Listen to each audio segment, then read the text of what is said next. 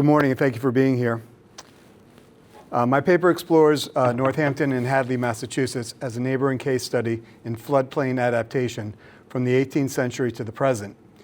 It argues that the regional evolving relationship with the Connecticut River reflects three overlapping regimes. First, an agrarian culture of accommodation.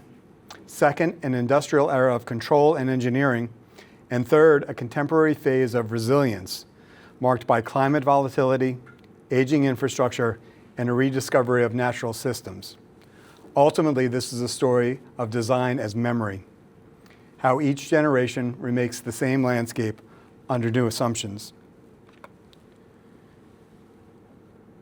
Viewed from Mount Holyoke, the dramatic curve of the Connecticut River, immortalized in Thomas Cole's 1836 painting, View from Mount Holyoke, Northampton, Massachusetts after a thunderstorm, reveals a landscape shaped by centuries of negotiation between humans and hydrology. Within just a few years of Cole's painting, the river would breach its own curve, cutting a new channel through Hadley's Oxbow and transforming one of the most recognizable scenes in American art. That transformation became a metaphor for the broader cultural one, the replacement of coexistence with control. Environmental historians describe New England's transformation as a microcosm of the American urge to convert natural systems into instruments of progress. The Connecticut River Valley offers an unusually vivid case. From meadows and mills to canals and floodwalls, Northampton and Hadley became laboratories of adaptation, each experimenting with different ways to live within and eventually to master the same floodplain. Over time, the technologies built to tame the river produced new dependencies, a legacy that remains visible in the structures that still define the valley's edge.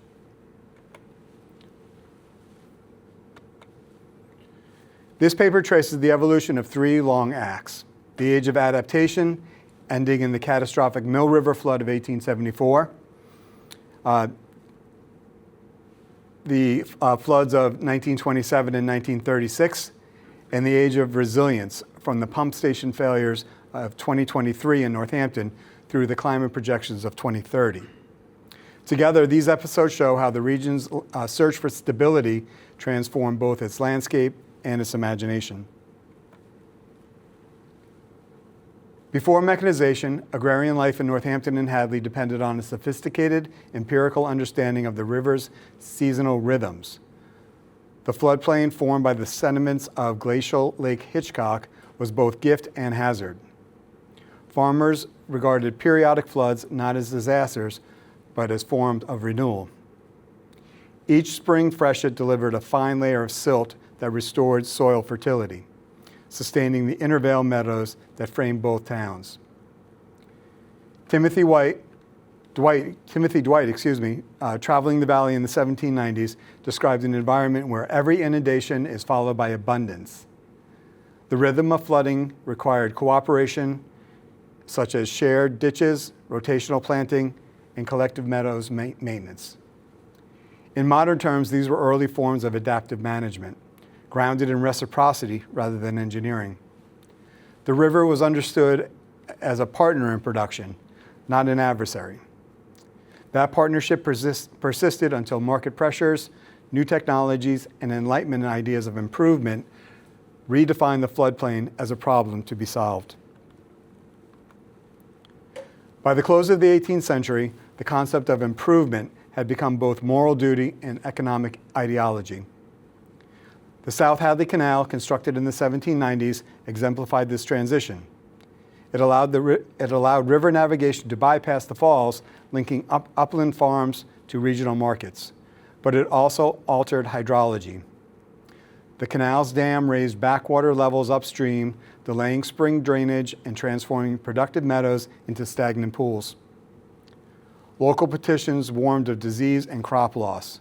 Early evidence of technical optimism carried environmental cost.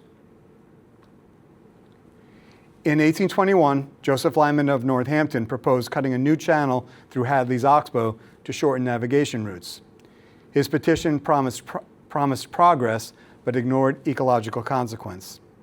Hadley's farmers objected that the river should remain the arbiter of its own course. The state sided with them, affirming local restraint. Yet in 1840, a great freshet accomplished Lyman's plan naturally, severing the Oxbow and forming Hockanum Island. The episode dramatized a paradox that would repeat across centuries. Both intervention and inaction carry risk. The 1840 cutoff inaugurated a new era of technical adaptation. In Hadley, residents built early levees and revetments to stabilize eroding banks. These are some of Massachusetts' early community-engineered flood defenses. Northampton's adaptation was less deliberate. The new Northampton and Springfield Railroad, chartered in 1842 and relocated to the west side of the river in 1845, created an elevated embankment that acted as an accidental levee. The decision redirected commerce and water alike. Northampton grew into an industrial hub, while Hadley retained its agricultural identity. Within Northampton's borders, however, the smaller Mill River provided another arena for experimentation. By the 1870s, there were more than 70 mills along its banks in Leeds and Florence, all driving the city's expansion during the Second Industrial Revolution. The river's steep gradient promised energy, but also volatility. Dams were constructed quickly, often without formal engineering oversight. That confidence ended abruptly on May 16, 1874, when the Williamsburg Reservoir Dam failed after days of heavy rain. A wall of water 30 feet high swept down the Mill River, destroying factories, homes, and bridges in a matter of minutes. 139 people were killed, the deadliest dam disaster in American history to that date. The devastation in the upstream villages was absolute, but the impact radiated throughout Northampton. Mills that had supplied the city's economy vanished overnight. Investors and skilled laborers migrated downstream to Holyoke, where the planned canal system and Granite Dam offered reliable water power. The 1874 flood was both a local tragedy and a regional pivot. It marked a sharp decline of small-scale, privately managed water infrastructure in Northampton. Holyoke's engineered landscape, with regulated flows, central control, and predictable output, became the model for modernity. Northampton's industrial momentum stalled, and with it, a measure of civic confidence. The flood's moral lesson that progress without design leads to catastrophe set the stage for the 20th century of embrace of professionalized engineering. If 1874 ended an era of local control, the floods of 1927 and 1936 exposed the fragility of the new order. The 1927 flood struck first, following a sequence of late-season storms that saturated Vermont and western Massachusetts. Rain fell on frozen ground, turning roads into rivers and sending torrents into the Connecticut River and its tributaries. In Northampton, the Mill River overran its banks, inundating warehouses and rail yards. In Hadley, hundreds of acres of meadowlands lay underwater for weeks. Though the physical damage was severe, communities rebuilt, interpreting the disaster as exceptional rather than systemic. Less than a decade later, that illusion collapsed. The 1936 flood remains the defining hydrological event in New England history. A deep winter snowpack followed by unseasonably warm rain produced record runoff. Ice jams amplified destruction from northern Vermont to Long Island Sound. The Connecticut River reached unprecedented crests. Northampton's downtown became a maze of canals as the Mill River overflowed, cutting through residential streets, filling basements with mud. Businesses downtown closed for weeks. The city's electrical grid failed when substations were submerged, leaving neighborhoods dark and isolated. In the surrounding meadows, floodwaters spread for miles. Cattle and horses were ferried to higher grounds as barns became islands. Boats navigated downtown streets, soldiers stacking sandbags along the rail embankment. Hadley's farms were devastated. Hundreds of acres of crops drowned beneath sediment and debris. Oral histories recall farmers rescuing livestock by lantern light, sleeping in barns that doubled as emergency shelters. Film footage, early at the time, preserved the spectacle for a wider audience. Entire bridges lifted from their abutments, homes swept away, ice floes crushing anything underneath their path. The emotional impact of seeing New England's pastoral heart underwater transformed public opinion.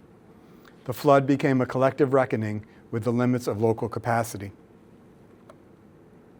Congress responded with the Flood Control Act of 1936, establishing federal authority for river management and funding comprehensive protection projects.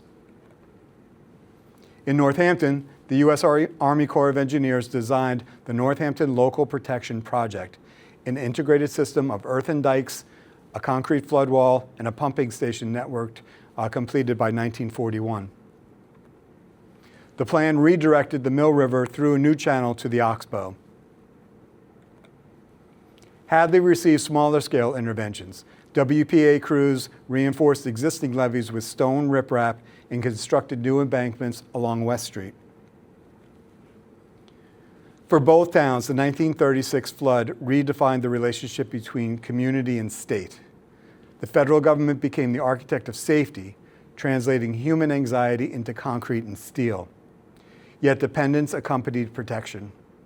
Local maintenance dwindled as expertise migrated upward to distant agencies. The river had been domesticated, but at the cost of flexibility.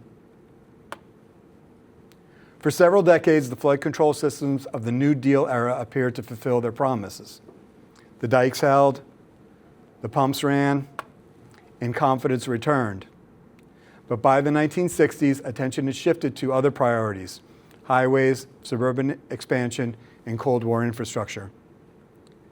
Maintenance budgets declined, and the institutional memory that sustained the system eroded. Sediment clogged channels and levees settled. Meanwhile, the landscape across the defenses changed. Subdivisions replaced meadows, asphalt replaced topsoil. Each new impervious surface accelerated runoff, burdening the very infrastructure that had once offered security to.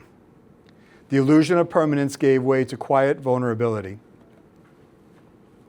By the early 21st century, that vulnerability became undeniable. The 2008-2009 Hadley levee crisis began as a routine maintenance project.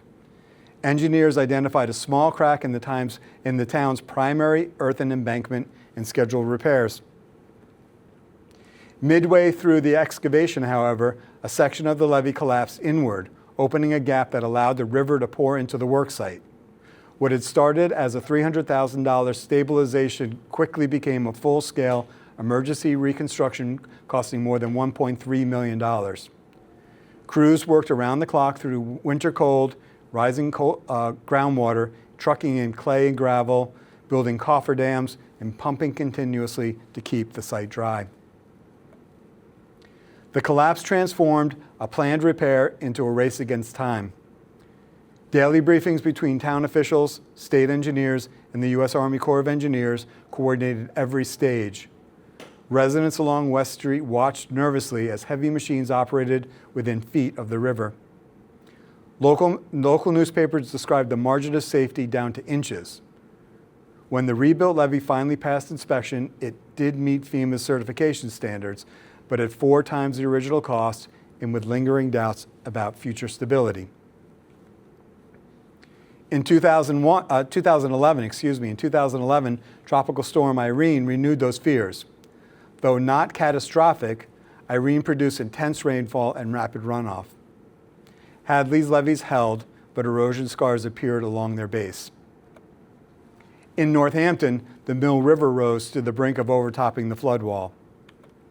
Temporary barriers, sandbags, and portable gates were deployed for the first time in half a century. The event served as a live drill for a generation of responders unfamiliar with large-scale flood operations. In 2023, those lessons were again tested. A sequence of July storms dropped record rainfall across western Massachusetts. 2 of Northampton's 3 pumps failed intermittently as floodwater surged towards downtown. Public Works crews manually restored the backup systems to prevent inundation of the business district. Post-incident assessments revealed that the key components dated back to the original 1930 installation. The estimated cost of modernization of the entire system, new pumps, generators, and sensors, as well as needed improvements on the Hadley side, exceed $90 million. The pattern was unmistakable: aging infrastructure confronting new hydrology. What had been designed for 20th century storms now faced 21st century extremes. The Massachusetts Threat and Hazard Identification Risk Assessment forecasts a 10% increase in annual precipitation by 2030 and a doubling of high-intensity storms exceeding 2 inches per day. For Northampton and Hadley, that means stress tests beyond the limits of Depression-era engineering. Models predicting cascading failures, substations flooding leading to prolonged power outages, impassable routes along Route 9 and Interstate 91, and wastewater overflows contaminating groundwater. In the most severe projection, a climate-adjusted 500-year event, large sections of downtown Northampton would be isolated, while much of Hadley's farmland would lie beneath several feet of water. State and regional agencies have responded through the Municipal Vulnerability Preparedness Program, emphasizing hybrid strategies, modernizing hard infrastructure while restoring natural buffers. Sensor networks now monitor culverts, emergency generators protect pump stations, and hazard mapping workshops engage residents in preparedness planning. Yet progress remains uneven. Implementation depends on political will and stable funding, resources as unpredictable as the river itself. The challenge ahead is not merely technical, but institutional. For centuries, each generation has defined resilience through the tools available. 18th century farmers through communal labor, and 19th century industrials through engineering. The climate era demands a synthesis of all three: technological, ecological, and civic. Across nearly 4 centuries, Northampton and Hadley have lived variations of the same story. Each crisis, the 1874 Mill River Flood, the 1936 Connecticut River Flood, and the 2009 levee failure and the 2023 near miss in Northampton, have forced the valley to reinvent its relationship with water. Each new design has promised permanence, and each has eventually revealed its limits. To think like a floodplain, as historian John Tabor puts it, is to recognize that adaptation, not control, is the enduring measure of resilience. The Connecticut River teaches that safety is never absolute and that infrastructure, like the communities it serves, must learn to evolve. Today's debates over modernization and climate adaptation echo those of the past. How much control is enough and who decides? Whether through levee reinforcement, wetland restoration, or renewed civic partnerships, the lesson remains unchanged. Control is temporary, adaptation endures. Northampton and Hadley, 2 towns divided by a river, yet bound by its rhythms, remain participants in the same unfinished experiment, learning again and again how to live with water. Thank you.